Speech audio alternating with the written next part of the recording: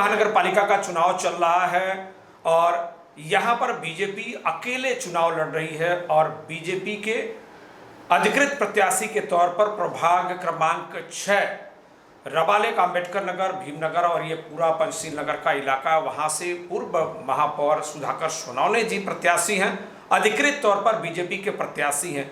चौथी बार आप चुनाव लड़ रहे हैं और आपकी छवि जो है एक शिक्षण महर्षि के तौर पर जानी जाती है। झोपड़पट्टी में शिक्षा की अलख जगाने वाले एक ऐसे व्यक्ति के तौर पर, पर्यावरण की सुरक्षा करने वाले एक ऐसे व्यक्ति के तौर पर और झोपड़पट्टियों के सामान्य श्रमिक वर्ग को आगे बढ़ाने वाले एक लोक नेता के समर्पित लोक प्रतिनिधि के तौर पर आपकी छवि मशहूर है।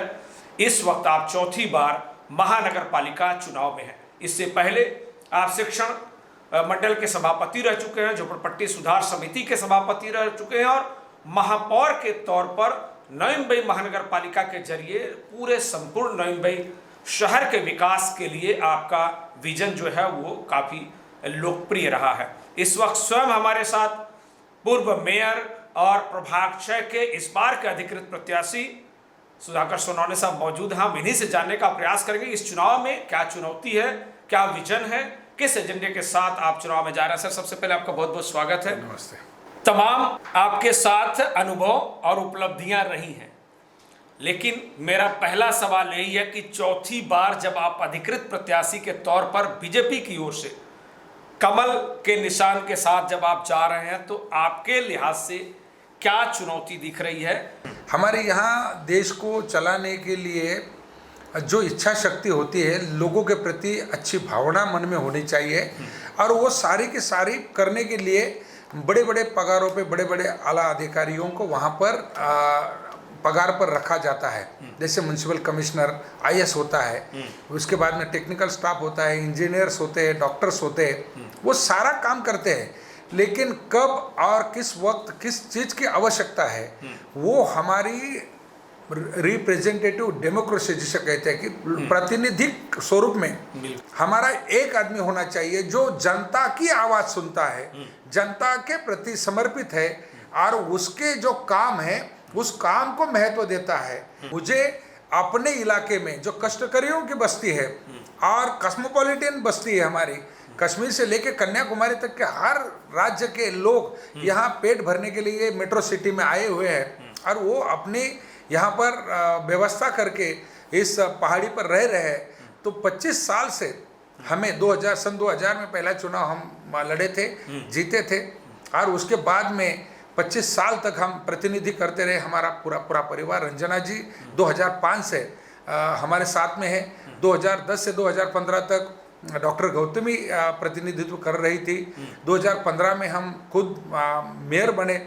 तो ये सारा जो है, ये सारा का सारा लोगों के प्रति एक हमारा समर्पण है। उस समर्पण की जो बख्शिश है वो उसके रूप में हमें लोक प्रतिनिधि, वो भले निर्दलीय हो, पक्ष का हो।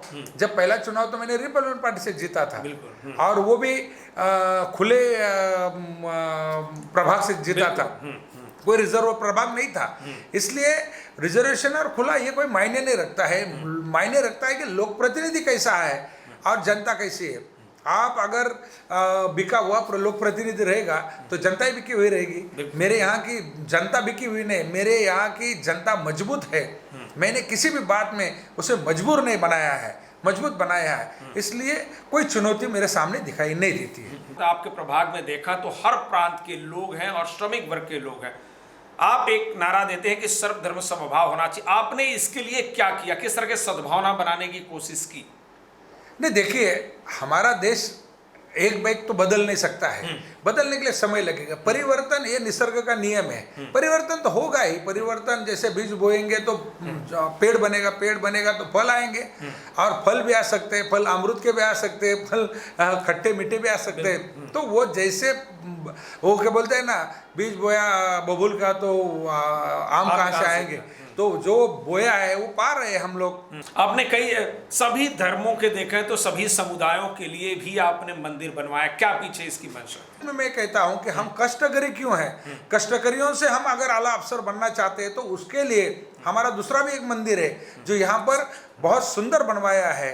एक हिंदी माध्यम की कॉरपोरेशन की स्कूल है और जो मराठी माध्यम के कॉरपोरेशन की स्कूल है, वो दोनों स्कूल है, खेलकूद में भी और सांस्कृतिक में पूरे राज्य भर छाई हुई है। आप देख रहे हैं कि शाहू जी महाराज विद्यालय जो है 98,000 स्कूलों में वहां पर अव्वल आके उसने इतना किया है। मान्यवर कांशीराम जी हिंदी विद्यालय भी उसी प्रकार, फुटबॉल हो, चेस हो, 19 बच्चे यहाँ पर इंटरनेशनल रेटिंग अगर चेस में पाते हैं तो ये कोई छोटी बात नहीं है, छोटी उपलब्धि नहीं है।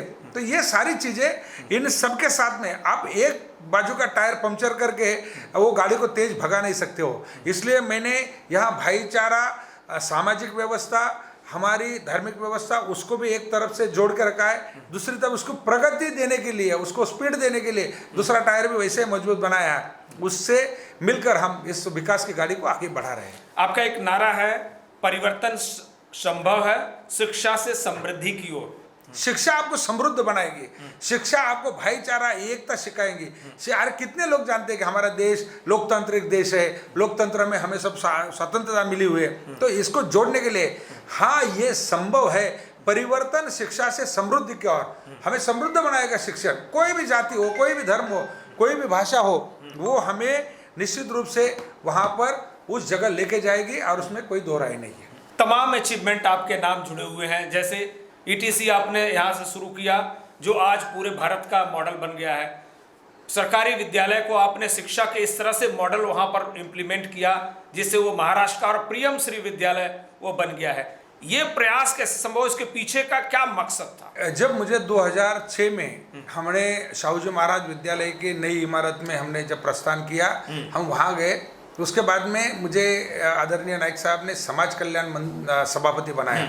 समाज कल्याण का अर्थ हम पूरी तरह जानते थे, क्योंकि मेरा जो है मूवमेंट के साथ जुड़ा हूँ मैं, और मूवमेंट से जब आया तो मूवमेंट से आने के बाद में अम्बेडकरी मूवमेंट है, वो इस प्रकार से डीप थिंकिंग करने के लिए मजबूर करती है कि दबा कुचला किसे कहना चाहिए, तो विशेष घटक किसको कहना चाहिए। तब मैंने समाज का विशेष घटक, यानी कि कोई जाति नहीं होता है, विशेष घटक के लिए कॉरपोरेशन, राज्य सरकार जाति के नाम पर आपका काम कर सकती है, उनको करना चाहिए, और जैसे हमारे संविधान में प्रावधान है। लेकिन कॉरपोरेशन ऐसा नहीं है, कॉरपोरेशन को विशेष घटक के लिए काम करने। तो विशेष घटक का मतलब यह है कि मैंने हमारे नई मुंबई के क्षेत्र का सर्वेक्षण किया और मुझे 40 बच्चे डफ एंड डम मिले जो स्कूल में नहीं जाते थे, क्योंकि जो स्कूलें निजी थी उसकी फीस उनको नहीं परवड़ती थी। इसलिए हमने सोचा कि समाज कल्याण के माध्यम से हम यहाँ पर एक शुरू करेंगे डफ एंड डम बच्चों का शिक्षा। तो हमने 28 जून 2007 को पहला ये ईटीसी यहाँ पर शुरू किया। आज 1,500 से अधिक बच्चे वहाँ पर मल्टी डिसेबल आपको देखने को मिलेंगे। ये हुआ समाज कल्याण सभापति के नाते हमारा विजन, और हमको दी गई जो जिम्मेवारी है उस जिम्मेवारी को उस ऊंचाई तक लेके जाने का काम। आपको अभी तक क्या सफलता मिली? आपको लग रहा है कि ये जो आपका परिश्रम, आपकी तपस्या है, वो निश्चित तौर पर इतिहास बना रही है? हम ये देखते हैं कि गरीब कष्टकरियों के बस्ती में इस प्रकार की अलग जगह ना, ये कोई साधारण बात नहीं है। यहाँ कई जाति के, कई संस्कृति के, कई वर्तन के लोग रहते हैं। अब उनको लेके जाके इतना बड़ा परिवर्तन करना ये छोटी बात नहीं थी। हमने देखा कि यहाँ मारी मारा हो रहा है कि जैसे रिजर्वेशन के ऊपर, रिजर्व की नौकरियां है नहीं, निजीकरण हो गया है। तो उस समय हमने देखा कि फोकस अगर हम स्पोर्ट में करेंगे तो स्पोर्ट्स कोटा से कई बच्चों को यहाँ पर फायदा हो सकता है। जैसे कि हमारे बच्चों ने स्पोर्ट्स कोटा में कई बड़े बड़े राष्ट्रीय स्तर के अवार्ड्स यहाँ पर लाए, और आप देख रहे हो कि 10 से अधिक बच्चे हमारे स्कूल से राज्य सरकार के पुलिस में, उसके सेंट्रल के रेलवे में, सेंट्रल के पुलिस फोर्स में भर्ती हो गए। तो इस प्रकार का विजन अगर आप रखो, एक ही बात करोगे, एक क्लास के 50 बच्चे वो अगर सोचेंगे हम इंजीनियर बनेंगे तो नहीं बन सकते, कभी नहीं बन सकते। इसलिए वो क्लास के 50 बच्चों की मानसिकता क्या है, उस मानसिकता को अगर समझ ले हम लोग, तो कोई आर्टिस्ट बनना चाहता है, कोई स्पोर्ट्समैन बनना चाहता है, कोई बहुत बड़ा अच्छा लेक्चरर बनना चाहता है, तो उन सारे चीज़ों को हमने एक प्लेटफॉर्म देने का प्रयास किया, और उस प्लेटफॉर्म के माध्यम से हमने इस चीज़ को इस मकाम तक लाया है। इस पूरे प्रभाग का अगर इतिहास देखें तो कुछ पहाड़ी इलाका, कुछ गरीब बस्तियों का इलाका और बहुत ही पिछड़ा इलाका था। अगर पिछला इतिहास देखा और अभी जिस कंडीशन में ये पूरा प्रभाग है, आपने क्या क्या ऐसे काम किए जिससे लोगों का जीवन स्तर जो है खुशहाल बनने में मदद मिली? लोक प्रतिनिधि जब लोक भावना का आदर करता है, लोक भावना क्या थी? हमारी लोक भावना थी कि मैं जैसे आपको कहा कि मैं मूवमेंट से हूँ, मूवमेंट हमने की यहाँ पर सन 1980 से लेके 2000 तक का जो 20 साल का हमारा सफ़र रहा, उस सफ़र में काफ़ी कुछ उथल पुथल हुई और हमने काफ़ी प्रयास किए कि ये जो शहर बन रहा था उस समय जो झुग्गी झोपड़ियाँ थी, यहाँ पर कष्टकरी आए थे, एक साइड में इंडस्ट्री बन रहा था, एक साइड में ये बन रहा था। तो उन सारे चीज़ों के लिए जैसे हम लड़ रहे थे, जब हमें मौका मिला तो मौका मिलने के बाद में हमें कानूनी तौर पर पता चला कि अपने शहर में झोपड़पट्टी संरक्षण कानून नहीं है। तो पहली सभा में हमने उसका प्रस्ताव रखा और उस तत्कालीन आयुक्त ने राज्य सरकार को वहाँ चिट्ठी भेजी, उसकी मंजूरी मिला। 2001 में यहाँ झोपड़पट्टी संरक्षण कानून मिला, उसके तहत झोपड़ों का सर्वेक्षण हुआ, वो अधिघोषित हुए और अधिघोषित होते एक पंचायतों के अहर्ता पर उनको ये सारी जो चीज़ें वाटर गटर मीटर ये सारी चीज़ें मिलने लगी और उससे उनका यहाँ जो वास्तव है वो पक्का हो गया और उसे मतलब सारी चीज़ें यहाँ मिलने लगी। तो ये एक हुआ हमारा यहाँ पर रहने का, लेकिन उसके चलते उसमें जो अमेंडमेंट आते हैं वो अमेंडमेंट के समय में झोपड़पट्टी का जैसे सर्वे किया था तो उसको बेचा नहीं जा सकता है। अभी बेच के जाना ही नहीं चाहिए। मेट्रो सिटी में अगर आपको झोपड़ा मिल रहा है तो आपको बेच के नहीं जाना चाहिए, लेकिन कुछ लोग जरूर ऐसे मौके का फायदा उठाते हैं और वो अमेंडमेंट करके लाते हैं और झोपड़े खरीदते हैं और झोपड़े खरीद के पैसे वाले वहाँ आ जाते हैं, फिर एक झोपड़पट्टी बदनाम होती है।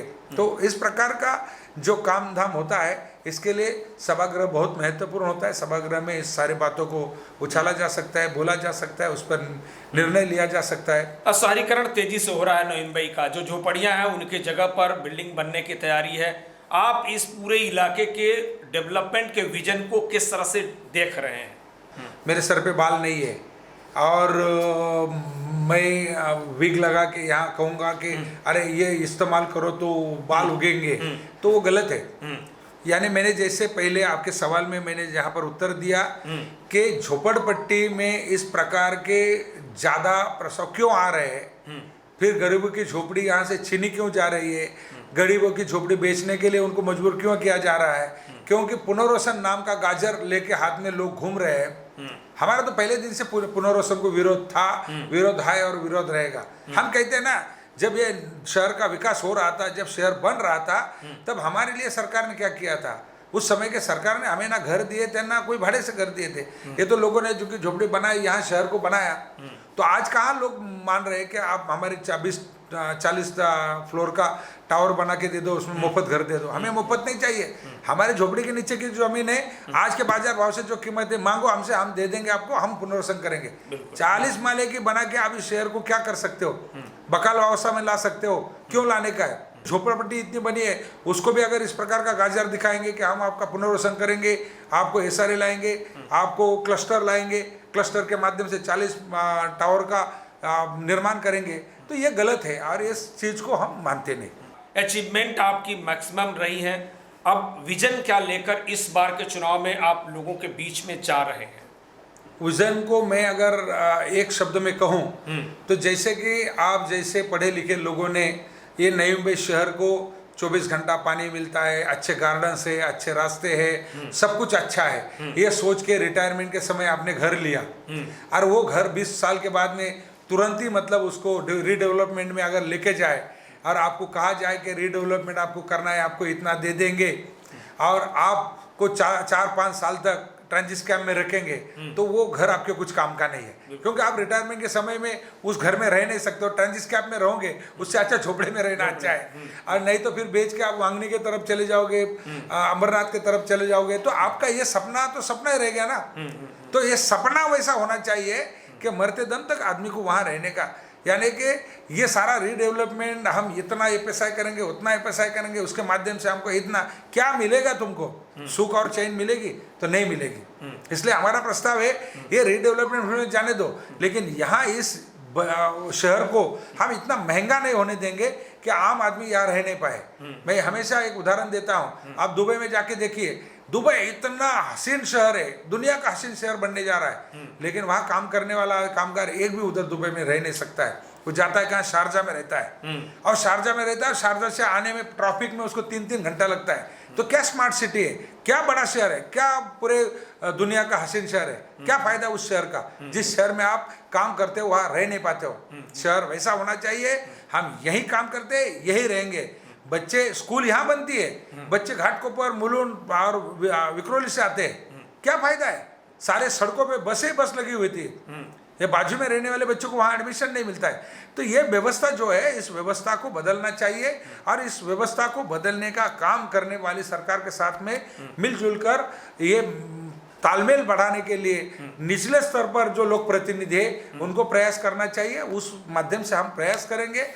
आपके प्रभाग 6 में बीजेपी से 4 कैंडिडेट हैं, आप इनको कैसे एनालाइज कर रहे हैं? जो कैंडिडेट जो है शिवसेना के सामने खड़े हैं वो किस तरह के हैं, और इस चुनाव में उनकी भूमिका किस तरह की दिख रही है जीत के मामले में? जीत तो यहाँ पर हमारा पक्का है, उसके बारे में कोई दो राय नहीं है। जीत के बारे में कोई ये नहीं है। हम ये कहते हैं कि इसके ये जो स्थानीय लेवल की जो रणनीति होती है या लड़ाई होती है, उसमें पार्टी को नहीं लाना चाहिए। पार्टी कुछ मात्रा में ये रखती है, क्योंकि नीचे का आदमी किस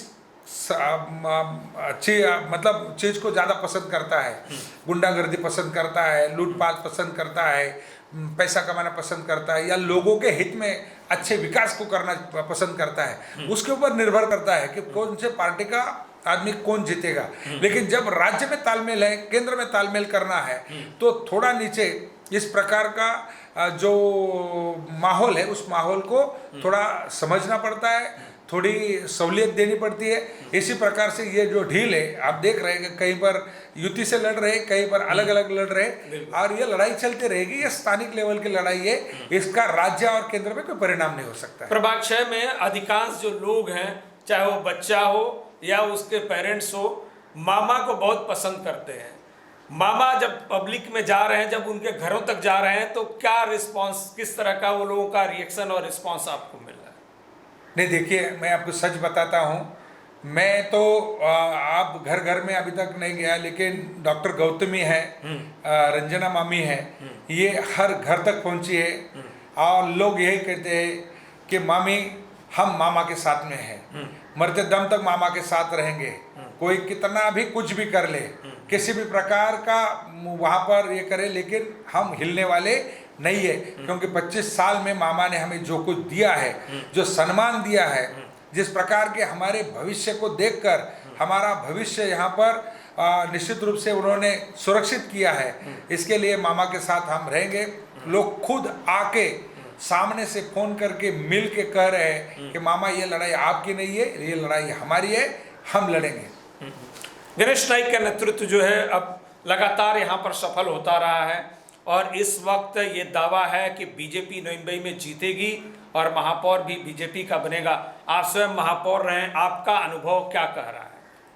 देखिए, ये 16 आना सच है कि आदरणीय गणेश नाइक साहब का नेतृत्व नई मुंबई की जनता स्वीकारती है, आज भी स्वीकारेगी। महापौर नाइक साहब जिस पार्टी के, उस पार्टी का ही होगा, इसमें भी कोई दो राय नहीं है। अब भाजपा का महापौर नई मुंबई में बैठेगा, और वो भी नाइक साहब के विचारों का बैठेगा, इसमें कोई दो राय नहीं है। इसका कारण है कि नाइक साहब को हम 50 साल से देख रहे हैं। नाइक परिवार भले किसी भी पार्टी में जाए, लेकिन नाइक परिवार ने कभी ना किसी जाति का द्वेष किया है, ना किसी धर्म का द्वेष किया है, ना किसी प्रांत का द्वेष किया है। उन्होंने हमेशा ही इंसानियत का सहयोग किया है। जात, धर्म, पक्ष, प्रांत के अलग जाकर इंसानों को नई मुंबई शहर में इस प्रकार की एक भावना यहाँ पर निर्माण की है, भाईचारे की। इसलिए नाइक साहब कारपोरेशन में तो कहीं हिल नहीं सकते हैं, पक्का दावा है, और वो 16 आना सच होगा। 5 चीज हम आपसे जानना चाहते हैं जो इस चुनाव में जीत के बाद आप सामने रखेंगे और वो इसका नया इतिहास बनाने में मददगार बनेगा। मेरी शुरुआत की जो ये थी कि हमारे घर तो झोपड़े तो थे, लेकिन वहाँ पानी नहीं था।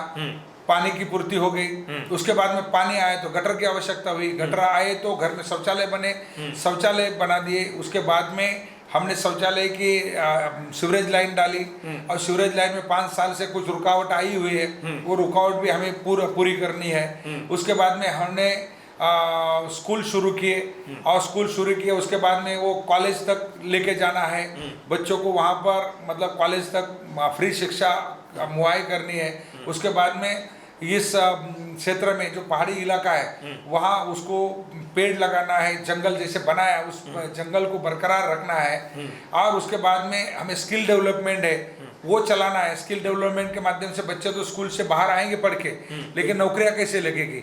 अब नौकरियां लगना मुश्किल है, क्योंकि सरकारी नौकरियां अब कम हो गई है, लेकिन कॉर्पोरेट सेक्टर में जो नौकरियां है उसके लिए आपको स्किल की आवश्यकता है। तो उस प्रकार के स्किल डेवलपमेंट राज्य सरकार के जो है वो सेंटर हमारे यहाँ शुरू करेंगे। उसके बाद में हम यहाँ पर कई एनजीओज है उनके साथ में मिलकर लोगों के अंदर अवेयरनेस कैंपेन जो है वो करेंगे। यानी कि जैसे कि हम HPV वैक्सीन है जो राज्य में किसी ने नहीं लगाई, लेकिन हमने 1500 से अधिक लड़कियों को वहाँ पर ये सर्वाइकल कैंसर की जो टीका है वो लगवाया है। तो इस प्रकार का बहुत सारा काम है। शहर जैसे बढ़ता है, शहर की समस्याएं बढ़ती है, और समस्या बढ़ने का सबसे बड़ा कारण है कि वो उसके बारे में अज्ञान होता है। जैसे कि हमने कोरोना का टीका संशोधन किया, भारत ने टीका लगाया, लेकिन कुछ लोग कहते रहे कि अरे ये तो मरवाने का काम है, लेकिन टीका लगाया, हम सुरक्षित बन गए। उसी प्रकार है कि ये अज्ञान हमें करता है कि अरे ये सुरक्षित नहीं है। इसलिए हमें इस अज्ञान को दूर करने के लिए हमें लोगों तक जाना है, इस कैंपेन को चलाना है, लोगों को उसके बारे में जानकारी देनी है। सरकार जिस प्रकार से निर्णय लेता है, वो सरकार का निर्णय नीचे आते आते उसमें कई प्रकार के वायरस चले जाते हैं। उस वायरस को खत्म करके सरकार की बात जैसे के तैसे आखिरी आदमी तक पहुंचाने का जो काम है वो स्थानीय स्वराज्य संस्था के लोक प्रतिनिधि का होता है। वो काम हम करेंगे, जिसके चलते शहर में किसी प्रकार का वायरस नहीं रहेगा और किसी प्रकार का द्वेष नहीं रहेगा, किसी प्रकार की द्वेष भावना नहीं रहेगी। भारत के प्रति, देश के प्रति, राष्ट्र के प्रति समर्पित होने वाला समाज निर्माण होने के लिए उनके अंदर का अज्ञान दूर करके उनको शिक्षित करेंगे हम लोग। क्या संदेश रहेगा? अभी चूंकि चुनाव का माहौल चल रहा है, जहां आप नहीं पहुंच पा रहे हैं, जहां ये मैसेज जाएगा, संदेश कैसे देना चाहेंगे आप यहाँ के प्रभाग के नागरिकों को, मतदाताओं को, और जो मामा को पसंद करने वाले लोग हैं, आपके समर्थक हैं, उन्हें? मैं तो यही कहूँगा कि दोस्तों देखो, कुछ लोग इस लोकतंत्र को बदनाम करने का काम कर रहे हैं। कुछ लोग खूब पैसा और अलग अलग चीज़ें देकर इस बदनाम करने को देख रहे हैं, लेकिन 25 साल से जिस प्रकार से हमारी कष्ट की बस्ती ने कभी एक पैसा नहीं लिया, और उसके बावजूद भी 25 साल तक एक सर्वसामान्य परिवार के सुधाकर मामा को 25 साल तक मामा मामी को सभागृह में भेजा। जिस ईमानदारी से लोगों ने हमें वोट दिया, उस ईमानदारी से 25 साल हमने उनकी सेवा की है। भविष्य में हम करेंगे उसी प्रकार। सारे नवी मुंबई की जनता को मैं ये कहता हूँ कि दोस्तों, कुछ भी हो, आपका लोक प्रतिनिधि अगर अच्छा है तो ये मत देखो वो किस जात का है और कितना पैसे वाला है, वो ये शहर के लिए कितना फायदेमंद है, ये देखो शहर का नेतृत्व बहुत अच्छा है। ये शहर के नेतृत्व के हाथ मजबूत करो, और आप अगर इसके हाथ मजबूत करोगे तो आपका शहर 10 कदम आगे चलेगा, वरना आपका शहर थम जाएगा। तो जैसा कि आपने सुना, पूर्व मेयर सुधाकर सोनवने साहब जो प्रभाग 6 से बीजेपी के अधिकृत प्रत्याशी के तौर पर हैं। जैसा कि आप अच्छी तरह से जानते हैं कि एक आदर्श लोक प्रतिनिधि ही आदर्श समाज का निर्माण कर सकता है, और महानगर पालिका में अगर आदर्श लोक प्रतिनिधि जाता है तो निश्चित तौर पर जो समाज के लिए जरूरी कार्य हैं, जो जरूरी विकास हैं, जो नागरिक सुविधाएं हैं, और उससे एक कदम आगे बढ़कर जो उस प्रभाग और उस शहर की सुरक्षा, आरोग्य सेवा और बेहतर सद्भावना बनाए रखने के लिए जो जरूरी है, वो निश्चित तौर पर वही काम होगा। और ये तभी संभव है जब एक आदर्श मतदाता के तौर पर आप आदर्श चयन करेंगे, आदर्श लोक प्रतिनिधि को आप चुनेंगे। तो आज की बातचीत में बस इतना ही, दीजिए हमें इजाजत, लेकिन ताजा तरीन खबरों के लिए देखते रहिए TV1 इंडिया लाइव। नमस्कार। नमस्कार। लेटेस्ट अपडेट्स और ताजा तरीन खबरों के लिए TV1 इंडिया लाइव को सब्सक्राइब कीजिए और नोटिफिकेशन पाने के लिए बेल आइकॉन को दबाना मत भूलिए।